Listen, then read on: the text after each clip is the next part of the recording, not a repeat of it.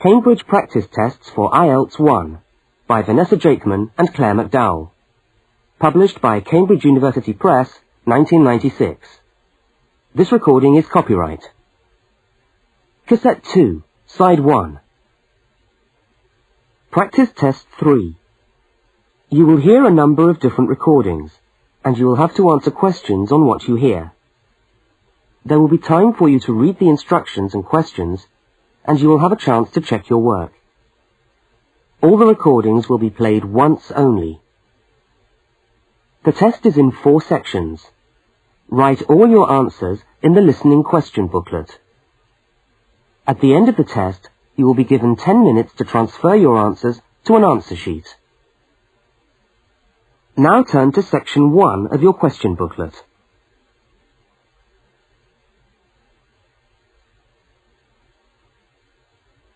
Section 1. You will hear a student inquiring about parking facilities. First, look at questions 1 to 4.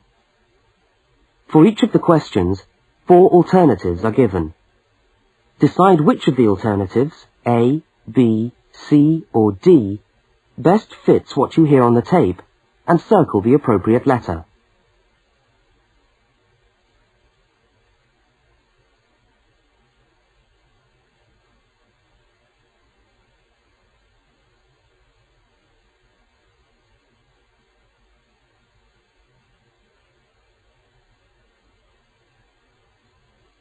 You will see that there is an example which has been done for you. On this occasion only, the conversation relating to the example will be played first.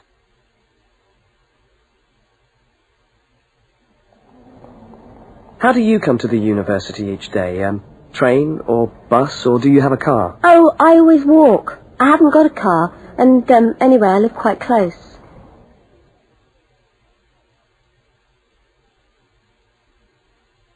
The woman says she always walks, so C has been circled. Now we shall begin. You should answer the questions as you listen, because you will not hear the recording a second time. Now listen carefully to the first conversation, and answer questions 1 to 4. How do you come to the university each day? Train or bus, or do you have a car? Oh, I always walk. I haven't got a car, and anyway, I live quite close. Do you know anything about parking rights on the campus? I was wondering whether students are allowed to park their cars on campus or not. Yes. I think it's possible for postgraduate students, but not for undergraduate students. That doesn't seem very fair. No, I suppose not. But there simply isn't enough room on the campus for everyone to park. Do you need a parking permit? Yeah, I believe you do. Where do I get that from? I think you can get a parking sticker from the administration office. Where's that? It's in the building called Block G, right next to Block E. Block G? Yeah. Oh, right. And what happens to you if you don't buy a sticker? Do they clamp your wheels or give you a fine? No, I think they tow your car away. Oh, really? Yeah. And then they fine you as well, because you have to pay to get the car back. I'd better get the sticker then. Yeah. Where exactly is the administration office again? I'm new to this university and I'm still trying to find my way around. Right. You go along Library Road, past the tennis courts on your left and the swimming pool on your right. Yeah. And the administration office is opposite the car park on the left. You can't miss it. So it's up Library Road, past the swimming pool, opposite the car park. Right, I'll go straight over there. Bye, and thanks for the help.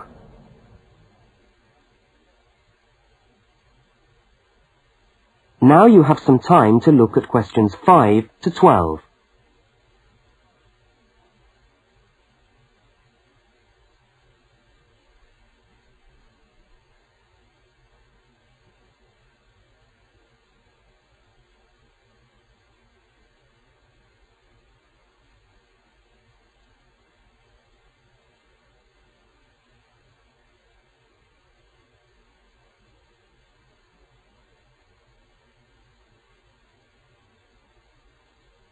As you listen to the next conversation, complete the application form in the spaces numbered 5 to 10 and answer the questions numbers 11 to 12.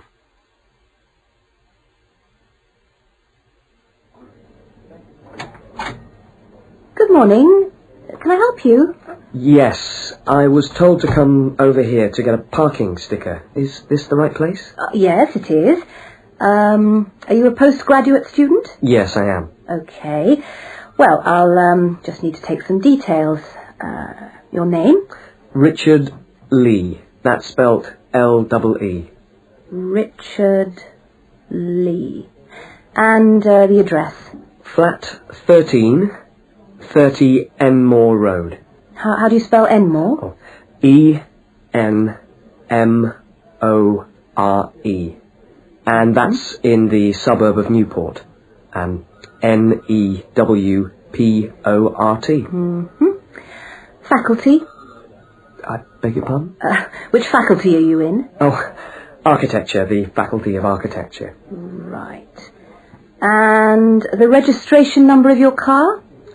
Let me see. LXJ50... Oh, no, sorry. I always get that wrong. It's LJX058K. LJX508K? No, 058K. Ah. And what make is the car? It's a Ford. A Ford. Fine. Well, I'll just get you to sign here, and when you've paid the cashier, I'll be able to issue you with a sticker. All right. Where do I pay? Just across the corridor in the cashier's office. Oh, but it's 12:30 now, and they close at 12:15 for lunch. But they open again at 2:15 until 4:30. Oh, they're not open till 2:15. No. When you get your sticker, you must attach it to the front windscreen of your car. I'm afraid it's not valid if you don't have it stuck on the window. Right, I see. Thanks very much. I'll just wait here then.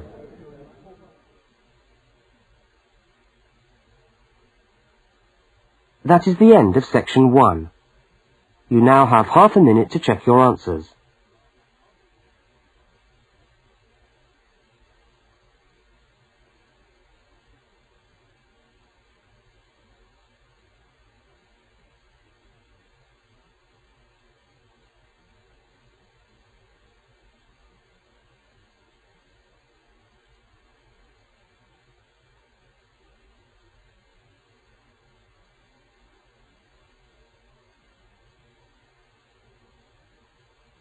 Now turn to section 2.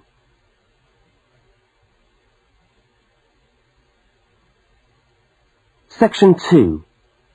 You will hear a talk given by a guide showing a group of people round a museum.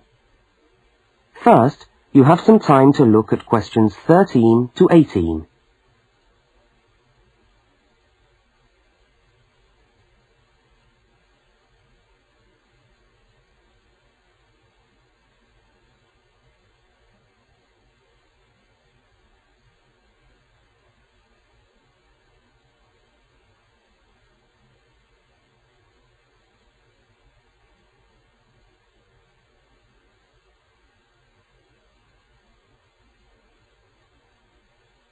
Now listen to the guide and complete the notes by filling in the numbered spaces 13 to 18.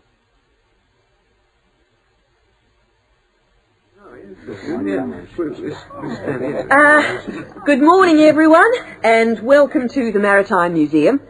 Now, before we commence our tour, I'd just like to tell you a little bit about the history of the museum. As you can see, it's a very modern building, built in the postmodern style, and it was in fact opened by the Prime Minister of Australia in November 1991. It's been designed with a nautical flavour in mind, to remind us of our links with the sea.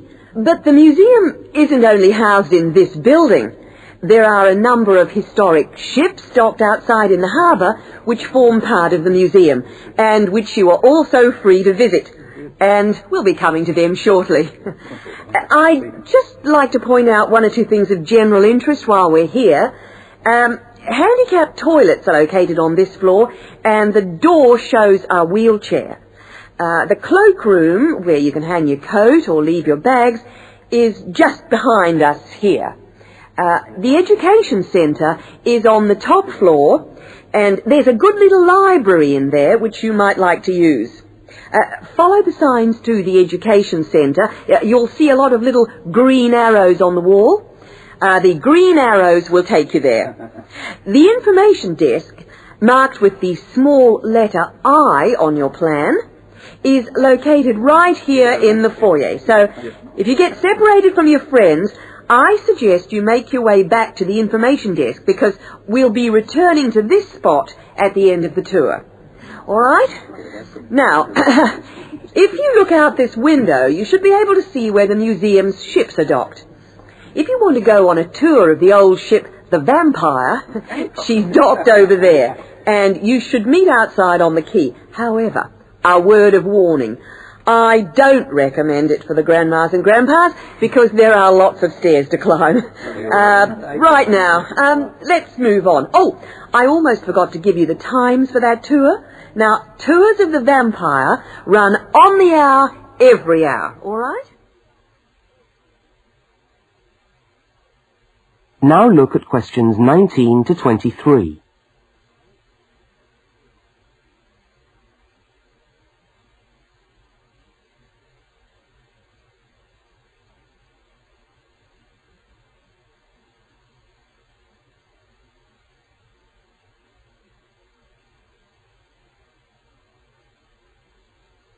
As you listen to the rest of the talk, complete the notes in the numbered spaces 19 to 23.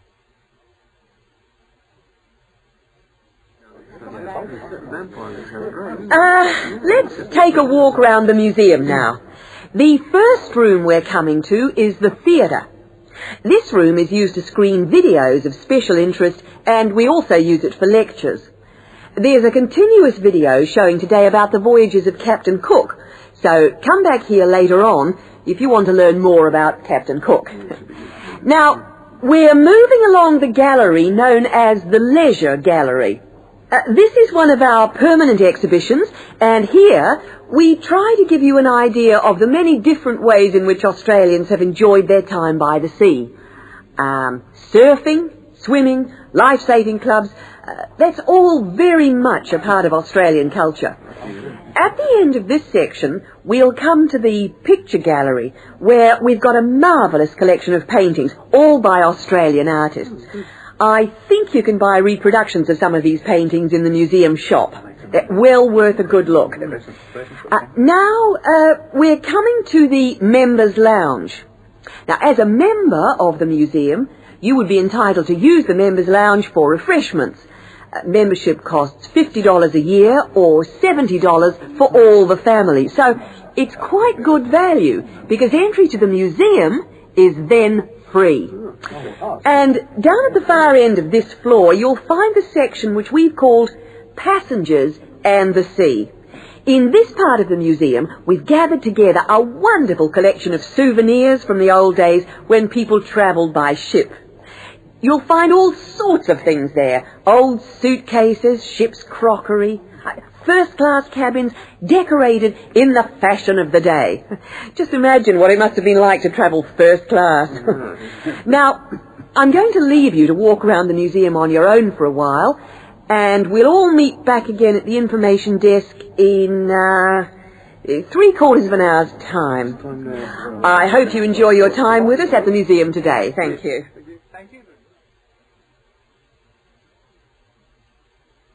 That is the end of section 2. You now have half a minute to check your answers.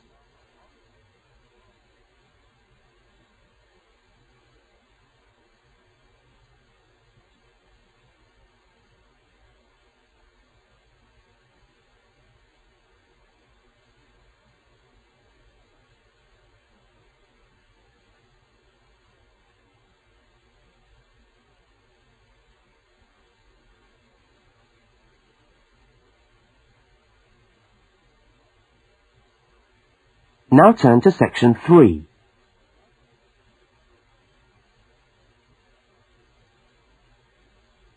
Section 3. In this section, you will hear a university student, Mark, talking to a tutor and another student about a topic he has studied. Now look at questions 24 to 32.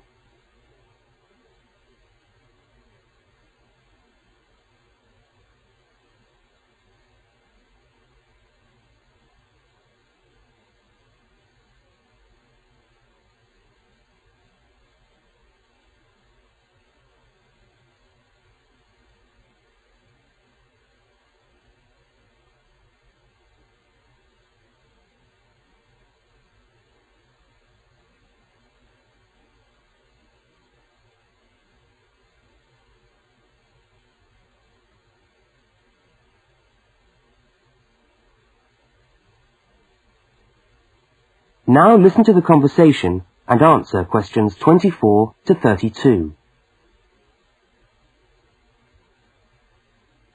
Okay, everybody. Good morning. Good morning.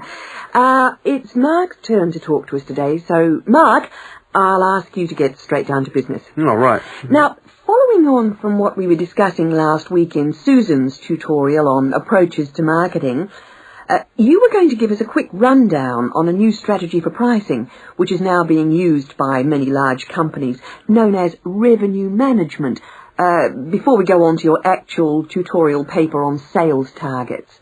Is that correct? Yeah, okay, well... So, what exactly is revenue management? Well, it's a way of managing your pricing by treating things like airline tickets and hotel rooms rather more as if they were perishable goods. Yeah, I just tried to book a ticket yesterday for Perth, and would you believe there are 3 different prices for the flight? Right, and what was the rationale for that? Well, the travel agent said it depended on when you book and the length of the stay. Like, it's cheap if you stay away for a Saturday night, presumably because this isn't business travel, and even cheaper if you buy a ticket where you can't get a refund if you have to cancel. In that case, the ticket costs about half the price. You wouldn't think it would make that much difference, would you? Well, it does, and that's basically because the airlines are now treating their seats like a commodity. You see, if you want a seat today, then you pay far more for it than if you want it in 3 weeks' time. That seems rather unfair. Well, not really. When you think about it, that's just common sense, isn't it? Well, I suppose so. What this actually means is that in the same row of seats on the same flight, you could have 3 people who have all paid a different price for their tickets. And is this just happening in Australia? No, it's the same all over the world. Airlines are able to market a seat as a perishable product with different values at different stages of its life. Well, like mangoes or apples at the market. Yeah, it's exactly like that. The fact is that the companies are not actually interested in selling you a cheap flight. They're interested in selling the seats and flying airplanes that are full. Mark, why do you think revenue management has come about? Well, as far as I can see, there are 2 basic reasons. Firstly, because the law has been changed to allow the companies to do this. You see, in the past, they didn't have the right to keep changing the prices of the tickets. And secondly, we now have very powerful computer programs to do the calculations, and so the prices can be changed at a moment's notice. So you mean 10 minutes could be critical when you're buying a plane ticket? Absolutely. That's right. Yep. And I understand we've almost reached the stage where these computer programs that the airlines are using will eventually be available to consumers to find the best deals for their travel plans from their home computer. Heavens, what a thought.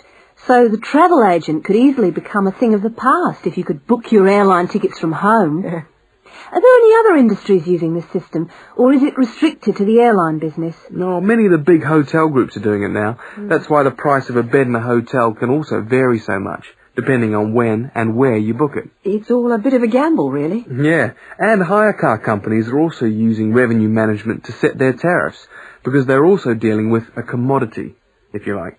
So the cost of hiring a car will depend on demand. Well, thank you, Mark, for that overview. That No was trouble. well researched. Now, let's get on with your main topic for today. That is the end of section 3. You now have half a minute to check your answers.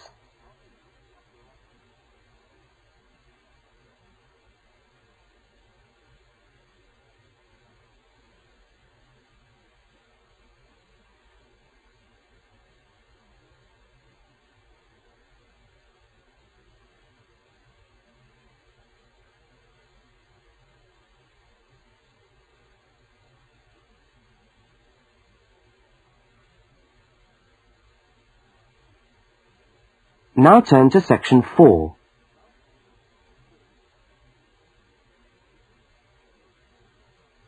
Section 4. You are going to hear a short talk on space management in supermarkets.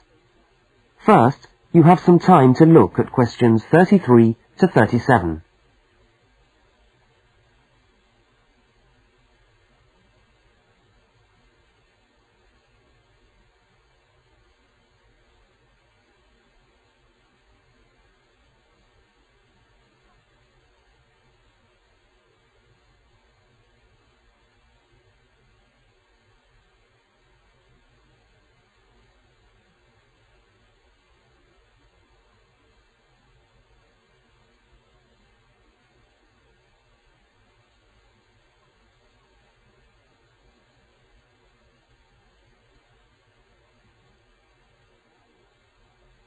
Now listen to the first part of the talk and complete the table by filling in the numbered spaces 33 to 37.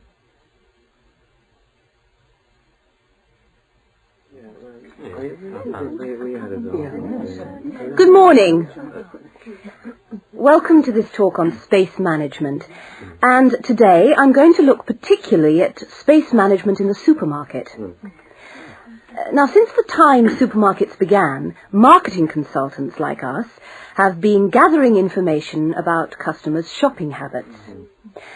To date, various research methods have been used to help promote the sales of supermarket products. There is, for example, the simple and direct questionnaire, which provides information from customers about their views on displays and products, and then helps retailers make decisions about what to put where. Another method to help managers understand just how shoppers go around their stores are the hidden television cameras that film us as we shop and monitor our physical movement around the supermarket aisles. Where do we start? What do we buy last? What attracts us, etc. More sophisticated techniques now include video surveillance and such devices as the eye movement recorder. This is a device which shoppers volunteer to wear taped into a headband and which traces their eye movements as they walk around the shop, recording the most eye-catching areas of shelves and aisles. But with today's technology, space management is now a highly sophisticated method of manipulating the way we shop to ensure maximum profit. Supermarkets are able to invest millions of pounds in powerful computers which tell them what sells best and where. Now, an example of this is Spaceman, which is a computer program that helps the retailer to decide which particular product sells best in which part of the store. Now, Spaceman works by receiving information from the electronic checkouts, where customers pay, on how well a product is selling in a particular position. Spaceman then suggests the most profitable combination of an article and its position in the store. Now you have some time to look at questions 38 to 42.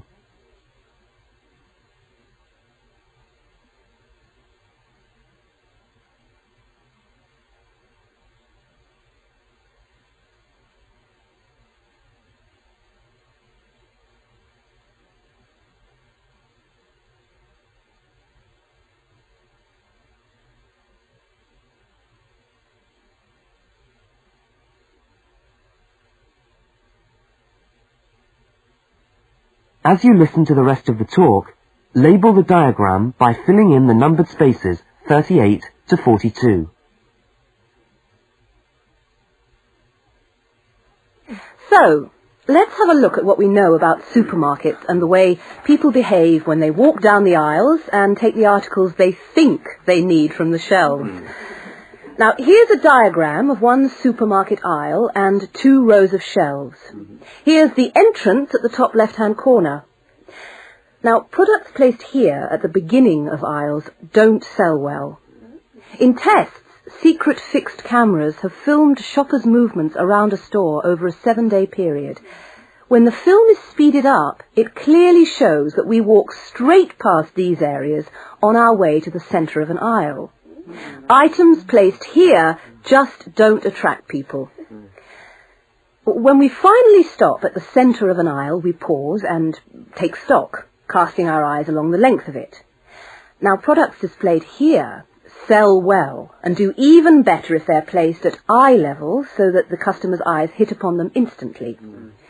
Products here are snapped up, and manufacturers pay a lot for these shelf areas, which are known in the trade as hotspots. Naturally, everyone wants their products to be in a hotspot. But the prime positions in the store are the ends of the aisles, otherwise known as gondola ends. Now, these stand out and grab our attention. For this reason, many new products are launched in these positions, and manufacturers are charged widely varying prices for this privileged spot. Also, the end of an aisle may be used for promoting special offers, which are frequently found waiting for us as we turn the corner of an aisle. Well, now, eventually, of course, we have to pay. Any spot where a supermarket can be sure we are going to stand still and concentrate for more than a few seconds is good for sales. That's why the shelves at the checkout have long been a favourite for manufacturers of chocolates. Perhaps the most surefire impulse food of all.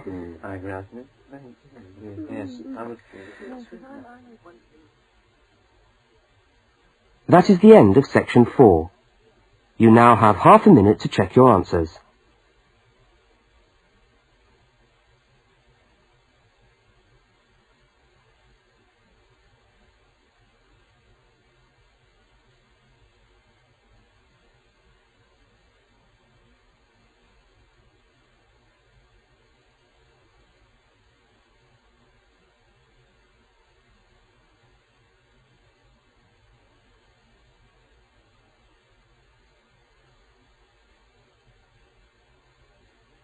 That is the end of the listening test. You now have 10 minutes to transfer your answers to the listening answer sheet.